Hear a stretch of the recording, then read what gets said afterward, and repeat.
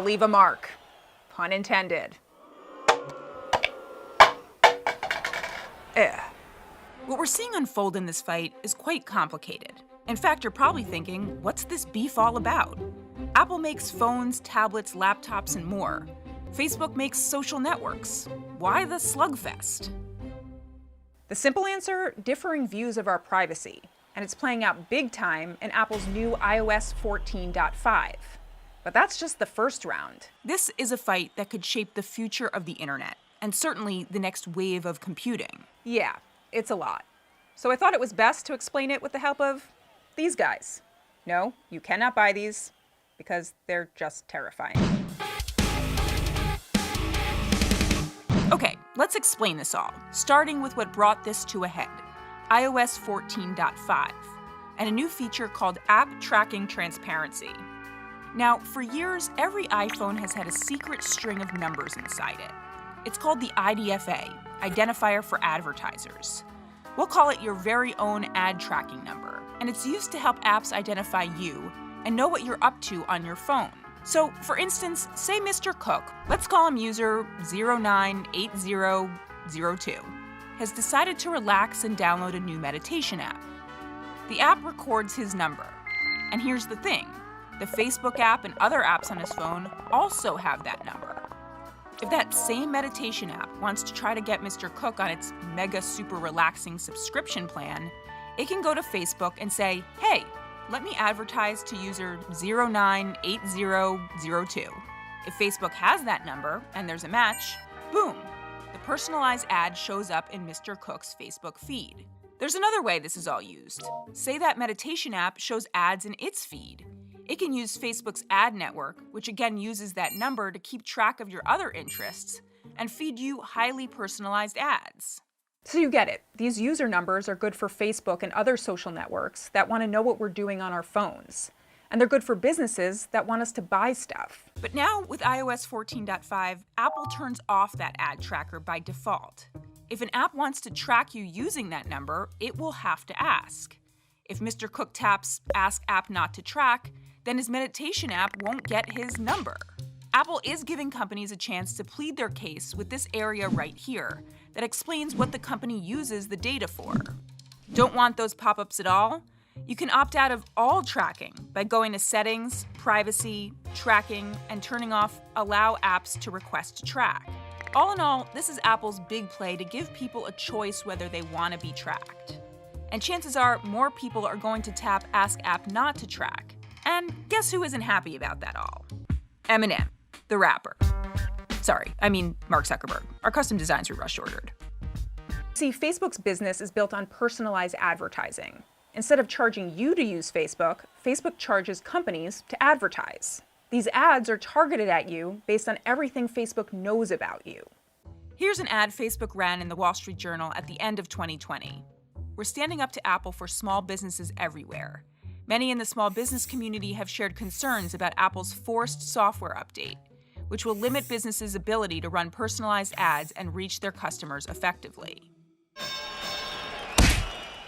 Facebook CFO Dave Wehner was clearer about how it will impact Facebook directly on a January 2021 earnings call.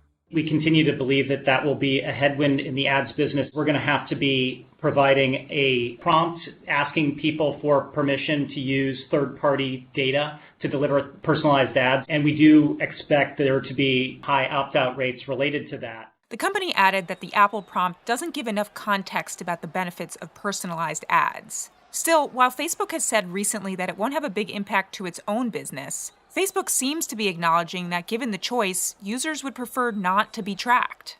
A Facebook spokesman said, while Apple claims the update is about privacy, it's about forcing small businesses and developers to charge for apps that were once free, hurting consumers in the process. Free ad-supported services have been essential to the growth and vitality of the internet, and we're joining others to point out Apple's hypocrisy and anti-competitive behavior. An Apple spokesperson responded, apps and advertisers can continue to track users across apps and websites as before.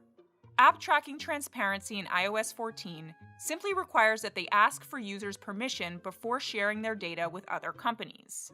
Supporting small businesses has been at the heart of the App Store since it was created, to help developers of all sizes develop, test, and distribute apps around the world. The company also says it has introduced new free tools for advertisers to measure their campaigns while respecting user privacy. As a company based on hardware sales and more recently, more subscription services, Apple has long stood on the side of user privacy. Here's Steve Jobs in 2010. Privacy means people know what they're signing up for, in plain English. And some people want to share more data than other people do. Ask them. Ask them every time. And Cook has taken over that mantle and said this in January 2021. If a business is built on misleading users, on data exploitation, on choices that are no choices at all, then it does not deserve our praise. It deserves reform. At its foundation, ATT is about returning control to users, about giving them a say over how their data is handled. But of course, there is benefit to Apple's business. Mr. Cook and his team see privacy and other security features like encryption as a selling point of its hardware and software combo. So two men, two very different business models, and two very different visions of how technology and the internet should work for us. And the future fights are going to go way beyond privacy. On that same earnings call from January, Mark Zuckerberg said, I do want to highlight that we increasingly see Apple as one of our biggest competitors. He pointed out products like iMessage competes with Facebook's messaging business, which includes WhatsApp, Instagram, and Facebook Messenger. Apple has every incentive to use their dominant platform position to interfere with how our apps and other apps work, which they regularly do to preference their own. But where is this really heading? Literally, our heads. The fight for the future of computers, augmented reality glasses. When the tech is ready, and these aren't just big, bulky headsets, these glasses will probably run an operating system made by one of these companies. And it could be a fight bigger than Android versus iOS, or Windows versus Mac. Facebook, which owns Oculus, is investing heavily in the software and hardware side of glasses, and is planning to release some smart glasses in the next year. I can't go into full product details yet, but they're going to be the next step on the road to augmented reality glasses. Apple is working on its own headset, according to various reports.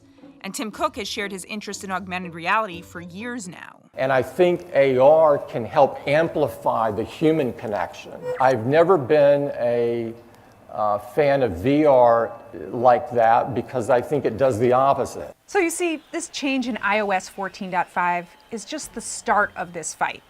You know what's not going to be happening anytime soon? As for who ultimately wins, there's no telling. But at least with iOS